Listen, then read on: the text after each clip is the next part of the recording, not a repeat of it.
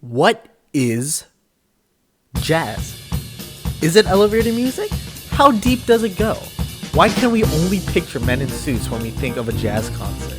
And why do people still play jazz when we can just play Kill Me Girl in the moldiest basement of man? To answer some of that, I'll show you a piece of sheet music for classical music. There are individual notes on the page written with exact instructions on how to play the piece. This is the piece, and you are listening to the piece. No matter who is sitting on that bench playing that piano, the piece will always sound the same. All the emotion is written and predetermined. The only piece of you that could add is just how gently or harshly you could press a note. Now this is sheet music from Miles Davis's tune, So What? There's only chords on this sheet, so how can somebody play 10 minutes at a time off of one page? Look, it only says D for God knows how many measures. The answer? Improvisation. Okay, so what? Music is music, and what matters is the sounds that come out in the end. Well, actually, I think it's much more than that. We think about a tune more than the actual musician. Let's take Thundercat, for example. I'm pretty sure everyone has come across this song.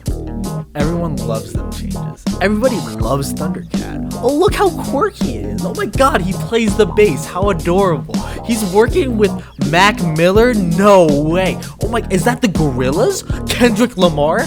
Childish Gambino himself? I wonder what his concerts are like.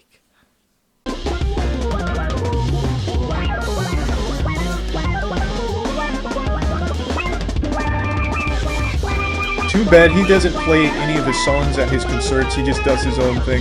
You know, I went to one and he just soloed the whole time. Most chaotic and random concert I've ever been to.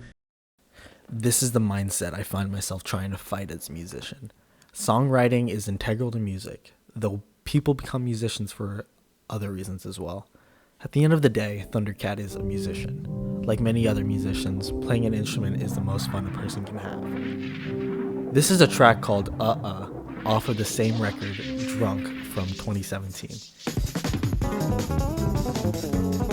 Indeed, it is chaotic, and it is just soloing. But as corny as it might sound, this is a way a musician speaks, making things up and just playing their instrument.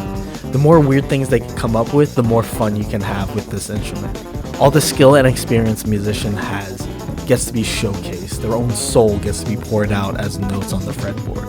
These people seek the outer limits of what music can sound like. Wrong notes become right notes, and the right notes are wrong.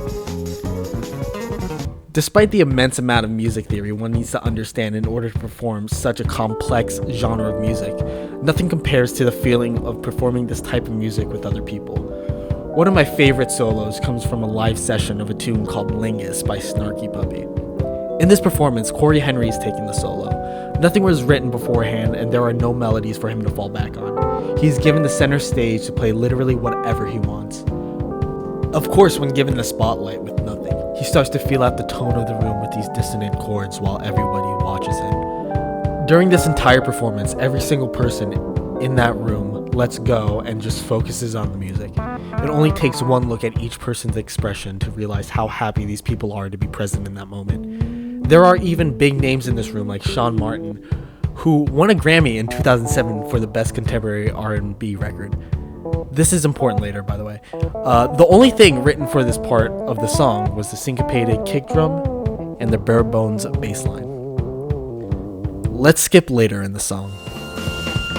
Everyone is playing fully immersed in the conversation of the song now. Henry is only focused on the music being played, and his face replicates that. The room is filled with happiness and awe from the music that is purely made up. That's what draws me into jazz. The pure enjoyment of playing these complicated scales and rhythms with people who also share the same hobby. Sean Martin himself actually gets up and leaves since the solo is so good. There is something magical when you play a song together with people when the music isn't fully written down on paper. It quite literally is a performance. That's why I think Lingus is an undisputed masterpiece. The tune's so catchy, most people probably don't even listen to the solos. But they should, because this is not about the pleasures of improvising and the importance of playing in time. It's also a personal statement about feeling. That's why